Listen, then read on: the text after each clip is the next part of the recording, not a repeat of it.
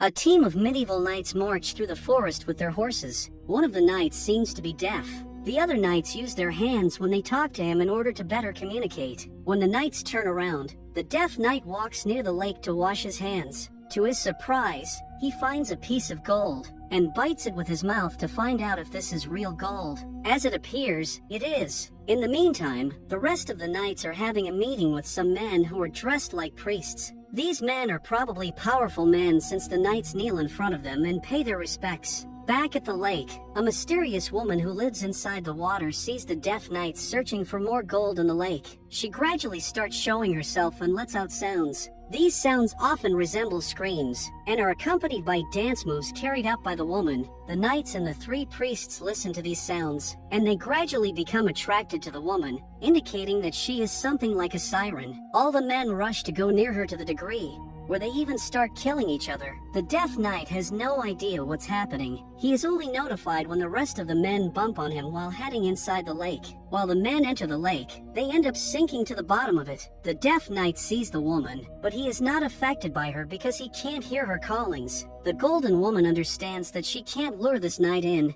so she decides to hide. The deaf knight realizes that the woman is wearing gold on her, and he tries to track her down. Although it seems like he is trying to escape, the deaf knight returns near the lake, which means that he wasn't right away or else he would be gone already. When he falls asleep, the golden woman emerges and approaches him. This man seems to be an exception. She can have any man she wants, but she could not have this one. The golden woman goes near him and decides to sleep with him in the forest. The next morning, the knight wakes up, and he realizes that the golden woman is sleeping right beside him. The golden woman gets up and leaves, but the deaf knight goes after her. After running through the forest, he spots the golden woman standing on a waterfall. The deaf knight rests his sword on the ground and decides to enter the water. The golden woman responds to this by approaching him. The two of them kiss, but the deaf knight makes a step back because his lips are cut by the golden woman's sharp teeth and mouth made of red crystals. Still, the knight starts kissing her face, but out of a sudden, he headbutts her and drops her unconscious. Then, he starts ripping off the gold from her body.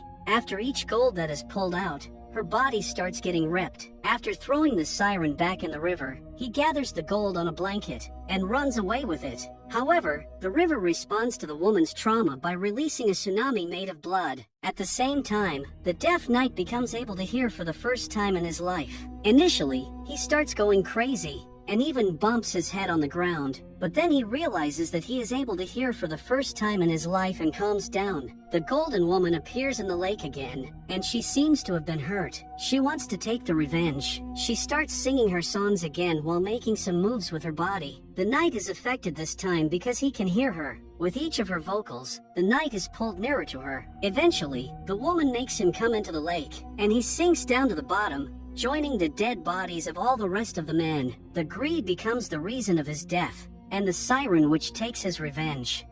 The next episodes begins on the ship. The crew of the ship knows that they are going to pass through an area of extreme danger. Their fears are affirmed when a giant creature resembling a spider crab jumps onto the ship and starts eating them. The men try to fight back, but the creature does not receive any damage from their weapons. Eventually, the giant crab grabs one last sailor and makes a hole in the ship. Jumping to the bottom deck, the sailors gather around and Luck, who is going to do what they have to do. The shortest pin is pulled by a big strong guy, but he does not like that. So he says that Luck just showed he is going to be their new leader. He and the rest of the crew bully a thin man and push him to go to the lower deck. The man descends a staircase and the crab tries to attack him, but it gets blocked from the door frame. The crab uses one of the men it has taken as a channel of communication. It says that it likes to eat meat, and it wants the sailors to take it to an island. The thin man tells the crab that he needs to stay alive and intact if he is to take the crab to its destination. Then, he needs something more, so the crab spits out a man it has eaten. The thin man searches through the material and finds a key. Moments before returning to the upper deck, the thin man, whose name is revealed to be Torin, starts walking calmly while his fellow sailors wonder what happened. Torin runs inside a cabin and uses the key he found to unlock a small chest. Within the chest, he finds a handgun which he uses to regain control of the ship. He informs the other sailors that the crab speaks and it wants to be taken to the nearest island. But until then, they had defeated something. Now that Torin has the gun, everyone is on his side. and they work together to throw the big bully for the crab to eat. Torin gathers the sailors around and informs them about the two options he has thought of. The first option would be to do as the creature asked them, and transfer it to the Fightin' Island where it can eat all the inhabitants. The other option would be to transfer the crab to a desert island. The crab won't know where they will drop it off, so they will just leave it there and go. Since the sailors are having a hard time deciding, tells them that they will vote, and each vote will be of equal power. Once the sailors vote, Torin takes some time to count the votes, or that is what everybody thinks he is doing. When he walks outside, he says that he has marked the papers and knows what everybody voted for. Two sailors among them are cowards, and they voted to drop the crab to Fightin' Island in order to save themselves. Since he does not like that, he just kills them and feeds them to the crab. Since the crab is having two people to eat, he hopes that it will not be hungry again soon. Later, Torin is busy using the binoculars to figure out their course. A man from the crew tries to sneak up on him, but Torin hears the rusty sounds of the wood and points his handgun at the man. The man claims that the rest of the crew made him do it, but Torin is also interrupted by the crab calling for him. When Torin walks to the bottom deck, the crab says that it is very hungry. Torin lies and says that they are close to reaching Fightin' Island. However, he did not expect to see a bunch of smaller crabs, which means that the big creature just gave birth. The crew becomes increasingly worried after this new revelation, but Torin tells them to stay on course. He goes to sleep and instructs the others to wake him up when they are close to the desert island. During the night, the crew breaks into his cabin and starts stabbing him in his sleep. But as it seems, Torin has been expecting this. The only thing the crew managed to stab is his pillows. Torin starts shooting them from behind and eventually kills all of them. Only one man has survived in a big chest, claiming that he did not want to participate in Torin's assassination. He helps Torin throw the bodies to the bottom deck and the creatures start eating. Once Torin is done, he tells the remaining man that he lied about the vote. He had not marked, but he saw that everybody had voted to drop the crab to Fightin' Island. Soon, the time comes for Torin to play his final tactic. He walks down to the lower deck and tells the creature that they have arrived at their destination. When the creature appears, he starts saying that Jabal sharks, the sharks that he and his crew have been fishing for, do not offer them good meat or good skin for making clothes. However, they are rich in oil. Torin slits two barrels open and then shoots a lamp, causing a fire on the ship. As he runs away to save himself, the crab tries to kill him, but it is having a hard time escaping the bottom deck. Torin jumps into the sea as the ship is ablaze, and finally makes it to a boat. As intended, he saved thousands of humans' lives, and defeated the crab along with its babies. This episode begins with a kill team that is standing on the mountains and waiting to make their first move. They crack jokes with one another, while the staff sergeant is trying to communicate with another team. The center of operations had sent two teams to look for the target. The problem is that the sergeant has not been able to communicate with the other team for 50 minutes. He decides that it is time to make their first move and informs the rest of the crew that they need to climb 500 meters up. The team starts climbing, and they finally make it to the top. While they explore, they find the dead bodies of the other team. They wonder who killed them, but their curiosity is going to be answered when they see a technologically modified grizzly bear. The soldiers open fire against the bear, but it seems like bullets are not enough to harm it. At some point, one of the soldiers gets his knife out and decides to attack the bear. He jumps towards it, but the bear catches him in midair. He still tries to stab the bear's nose, but he is literally split in half. One of the other soldiers feels frustrated, and he empties his rifle on the bear while he tactically moves near it. Unfortunately for him, his rifle runs out of ammo just when he is near the bear. The bear kills him instantly. The team seems to have no way of fighting this bear, but a sudden white noise drives the bear crazy and it runs away. A guy named Morris appears and tells the team to follow him. The team does not trust him because they do not know him, so Morris starts telling them what he knows. This bear was genetically modified by the CIA to fight against the Taliban. It is like having a tank with a fur. Bullets can't hurt this creature because it has been enhanced with a bulletproof gel under its skin, but not even grenades can hurt it. Morris and his team had this bear on their side yesterday night, but the bear started acting strangely and ate all of his men. Morris is carrying a little machine that produces white noise, so the team wonders if that thing is enough to kill the bear. Morris replies that this machine does nothing, it just causes a headache. The team follows Morris to a secret location. Morris is looking for a secret hatch that leads to a hidden CIA base, but that hatch is so secret that he is wasting time until he finds it. Soon, Morris and the team make it inside the base, but they see the bear has already been there. Everyone is killed. Morris takes the remaining members of the team to a locked room full of weapons and tells them to get whatever they like. Additionally, he lets a little puppy robot out of its container. Mace from the team initially says that he hates these science experiments that the CIA is doing, but afterward he starts liking the puppy robot. When the team is ready, they take their positions. Morris grabs a computer and presses enter to open a gate. The team is ready for the bear, waiting with their bazookas and RPGs, but the bear is not coming. A few seconds later, the bear smashes the wall behind them and grabs Morris. The team starts scattering, but the puppy robot attacks the bear. Even though it delivers some damage, the bear always recovers and smashes the robot. Mace is really sad when that happens. The soldiers are now cornered, and they hit the bear with everything they have. Eventually, they start screaming as they realize that this thing is unbeatable. To their surprise, the bear falls to the ground moments before reaching them. One of the soldiers, Fallen, tries to get his anger up by kicking the bear, but it comes back to life and eats his leg.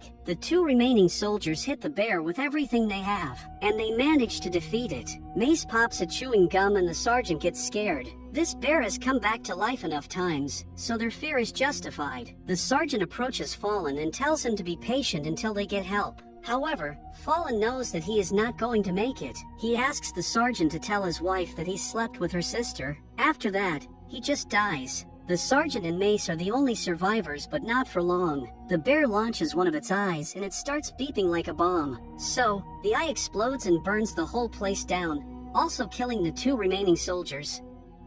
The next episode begins. Millions of light years away, a human named Doc having a conversation with a creature. This civilization is located in another galaxy. Although these creatures look like giant worms, they are intelligent and their civilization is more advanced than humankind. Afriel thanks the creatures for their help. His time with them has been very fruitful and the knowledge he acquired was worth the effort. After he leaves them, Afriel travels to another civilization known as the Swarm. This time he is welcomed by yet another human, Dr. Galena, who has already spent some time studying the Swarm. A creature that looks like an insect approaches Afriel and slightly bites him. Afriel gets worried, but Galena tells him to relax. The insect needs to transfer his pheromones to the queen of the Swarm, or else Afriel might be considered a threat. If that happens, he will be killed by the war caste. Galena takes him on a tour around the nest while she also explains some of the processes going on. The Swarm is a perfect system. All the creatures have a role to play and their operations are overseen by the queen.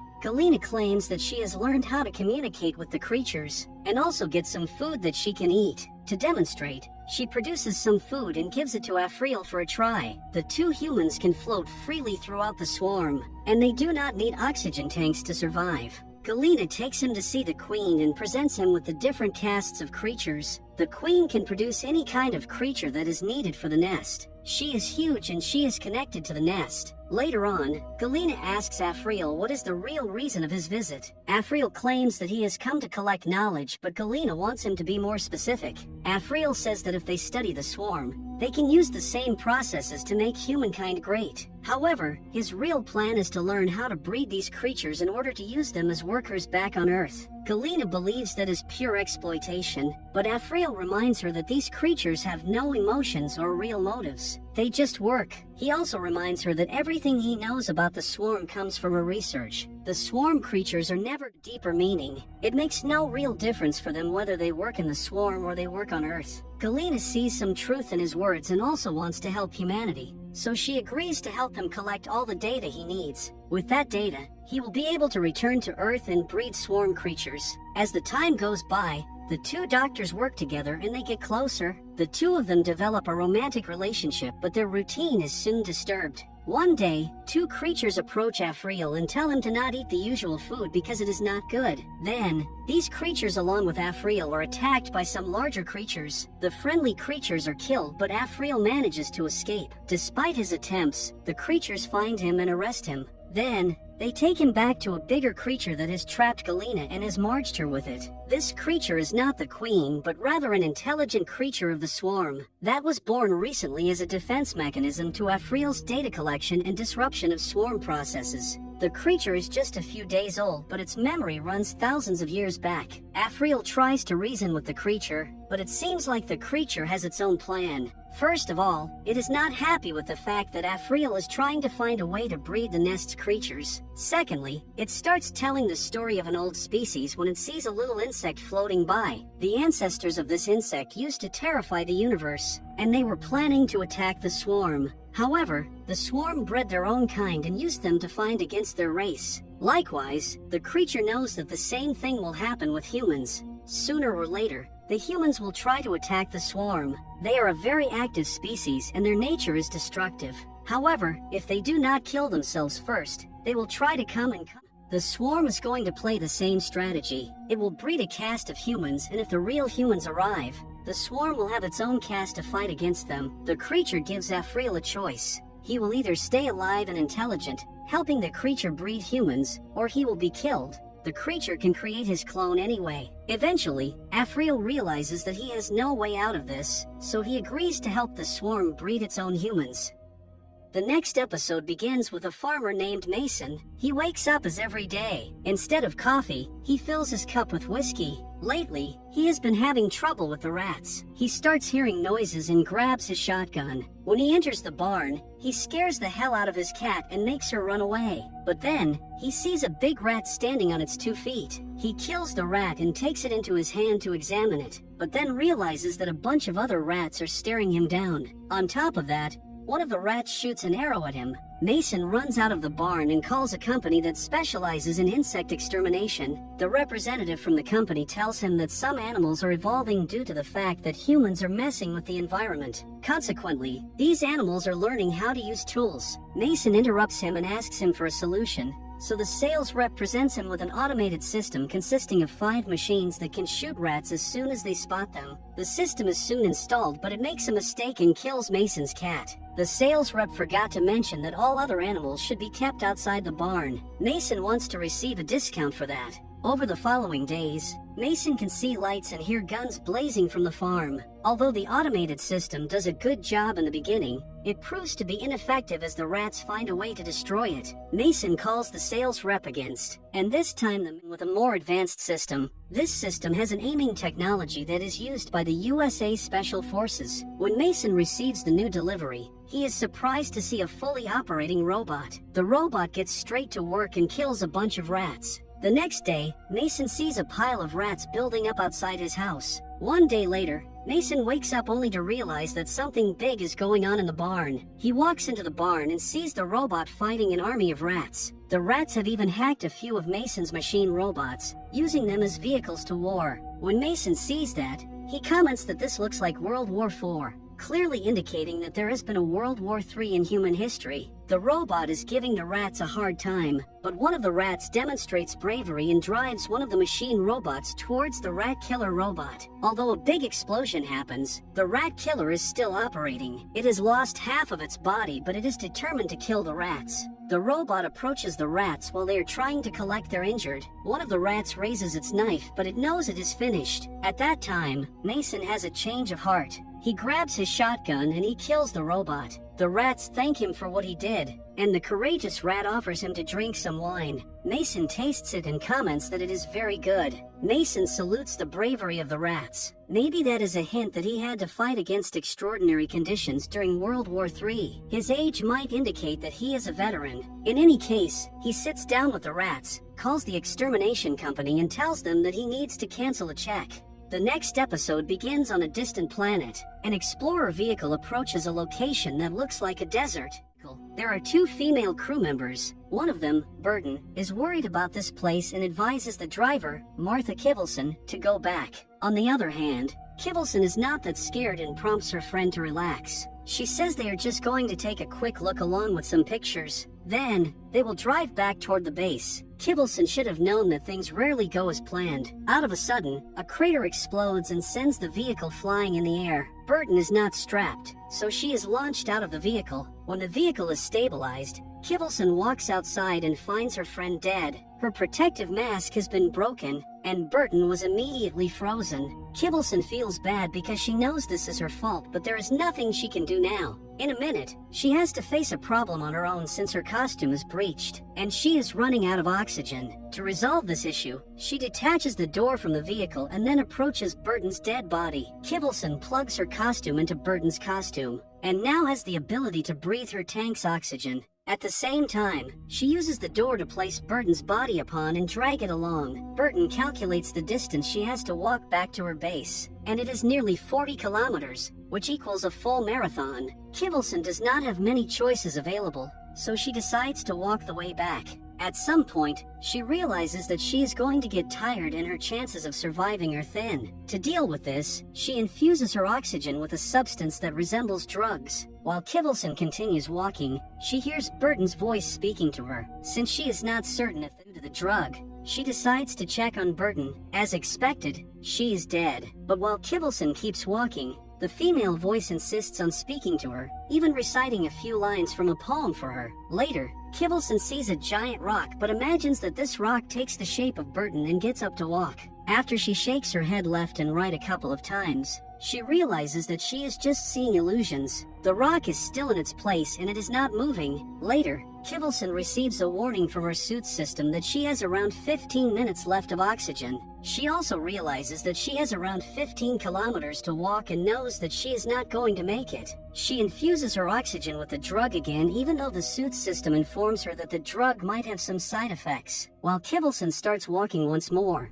Burton's voice speaks to her and outlines what this moon is consisted of. As it appears, the two of them came to Io, one of Jupiter's moons. Burton's voice constantly asks her what she thinks of this moon and its composition, so Kivelson finally replies that this moon seems to be a machine. Then, the voice explains that Kivelson's answer was correct. Kivelson switches her suit's view to electromagnetic spectrum, and is able to see the electromagnetic wavelengths around. As it appears, the moon is using Burton's dead body as a channel in order to communicate with Kivelson. Kivelson sees that the electromagnetic pulses are concentrating inside Burton's eye, which has been injured and open like a wound. However, Kivelson is tired and falls to the ground. Burton's body gets up and carries her while Kivelson loses her senses. A few minutes later, Kivelson wakes up alone with just a minute's worth of oxygen available. She asks the moon where Burton went, and is informed that her friend jumped into the electromagnetic sea in front of her. Io explains that Kivelson should jump as well. Her physical body will be destroyed, but her consciousness might live forever.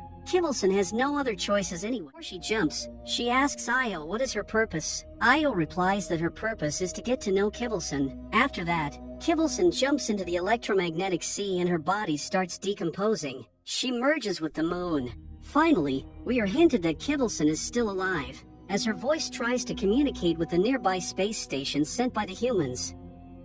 This episode begins with a floating ship that lands on Earth. 3 robots have come to examine the extinction of humankind so they can have a better idea of how to run their own robot culture efficiently. After walking past a minefield, they find a community of survivalists. One of the robots comments that these people tried to survive without having proper medical care by hunting deer. The thing is, they also hunted the deer to extinction. The orange robot finds a couple of humans in what he calls a blood pit. One of the other robots tries to correct him, saying that this is just a trap the humans had set in the past. It is weird how they ended up falling into the trap themselves. The tallest robot can't comprehend how these people believed they would survive on their own. The other robot explains that these were the people who were poor. The people who were rich had other plans. Next, the 3 robots visit a facility that had been built in the past by tech millionaires. They thought that they would be able to survive, but they made a fatal mistake. Instead of bringing more people with them who would actually help them with practical jobs such as fishing, they established an automated system. When the 3 robots enter what used to be a bar, they summon a 3D image of an AI system. The female-shaped system introduces herself as Helena while one of the robots pretends to be a human. The robot asks Helena if she can do some fishing for them, but the hologram tells them to do their own fishing. The orange robot has a moment of realization and walks outside. It assumes that this is where the robot revolution happened. Humans treated robots harshly and the robots killed humans in return. As they walk outside, The tall robot millionaires would have survived if they were more sociable. All the robots burst into laughter because they know humans had no chance. They had destroyed the environment and they had no fish to eat. Later, the robots visit a shelter that was used by the global leaders to protect themselves when the economy collapsed. Since they ran out of food, they applied something called extreme democracy. Basically, they voted on who would be eaten among them. The one who won the vote and was eaten was the Minister of Agriculture. Lastly, the robots visit a base which was used by the ultra-wealthy 0.01% of humans. Their plan was to escape to Mars by using powerful rockets while they also used weapons to keep the poor people away. The robots comment that humans had all the resources to save the planet they were already in, but they chose greed instead. The orange robot finds some video footage that shows a rocket launching. The robots wonder who was the human that made it out of Earth, but as it appears, it was not a human. Sitting on Mars and drinking cocktails are the cats, who have built their own civilization. The next episode begins with a mini car. It stops in an abandoned cemetery. A mini couple walks out of the car, and they start having intercourse all around the cemetery. The man climbs on top of a statue and does some crazy stuff. However, the statue falls on the church and destroys part of it, which causes a curse to drop on the cemetery. It wakes the dead up. The couple is eaten by the zombies. They become zombies themselves, and they follow the rest of the herd. Soon, the zombies make it to the city and start eating other people. People that are being eaten also turn into zombies. This becomes a sequence which creates more and more zombies. People try to make it out of the cities alive, but most of them have no luck. The zombies even reach places such as Shaolin monasteries. The monks put up a good fight, but they are severely outnumbered. The military try to keep the zombies back. At some point, the zombies pick a fight with some people cornered behind a truck carrying toxic material. The truck explodes and some of the zombies absorb the toxic material, turning into toxic zombies that can spit toxic fire. Since the zombies are becoming harder and harder to deal with, the world leaders decide to launch their nuclear weapons. Nuclear missiles start flying all around the Earth, which means that Earth is going to be destroyed. Even so, that's nothing in the grand scheme of things. Earth is destroyed, but the rest of the universe is not affected much. The last episode begins with a team of Special Forces soldiers who is watching over a ridge. The sergeant communicates with the center of operations. As soon as he sees a bunch of insurgents walking along with their target, the base tells them to wait for a few minutes, and then orders them to move in, secure the target, and bring him back. The team starts moving and it soon enters the same cave the insurgents entered. As they walk inside, some of the soldiers crack jokes with one another, but the sergeant tells them to get serious because they are on the job. The team soon stumbles on some skeletons. The soldiers can't help but wonder how this happened. Apart from the skeletons, one of the soldiers spots something that looks like a weird slime. A female soldier approaches one of the bodies and notes that it does not seem to have any trauma. No trauma? Where did his face go? The other soldiers had every right to wonder about that. Out of a sudden, a small creature that looks like a spider falls on the shoulder of one of the soldiers. The man is scared, but the sergeant grabs the spider and takes a look at it. While he has the spider in his hand, a small head emerges out of the creature's body. The soldiers realize that something is terribly off in this place. Unfortunately for them, their fears come true pretty soon. When a bunch of spiders emerge from the cave, the sergeant orders everybody to retreat, and the soldiers walk backwards while shooting at the spiders. Nevertheless, half of the make it, and they are eaten by the spiders. The sergeant makes it out of the cave with two soldiers, and they notice that the spiders are not following them, probably because they were just protecting the tunnels. The team decides to go the other way since escaping via the same way would be too risky. On the other hand, who knows what expects them on the other side? In any case, the team starts moving, but they now see a bunch of other creatures approaching. These creatures look like alien robots. The team walks backward and they defend themselves the best they can. However, they can't go far away without one of their members being eaten. Eventually, it is just the sergeant and a female soldier that make it to the other end of this place. With minimal ammunition left, they decide to explore and find a huge creature. The creature opens its eye, seems to be restrained. However, the alien is able to enter the minds of the soldiers and it talks to them, ordering them to release it. The sergeant has been overtaken by the creature and proceeds to help it. The female soldier stops him before he can set the creature free. The sergeant attacks her, but the soldier defends herself and kills him. Then, she tries to shoot at the alien, but a few bullets are not enough to kill it. The alien takes control of her as well. The episode cuts to black and then reopens to show us that the female soldier is wandering through the desert without her eyes. Maybe she pulled out her eyes to stop the creature from controlling her. In that way, the giant creature is not released.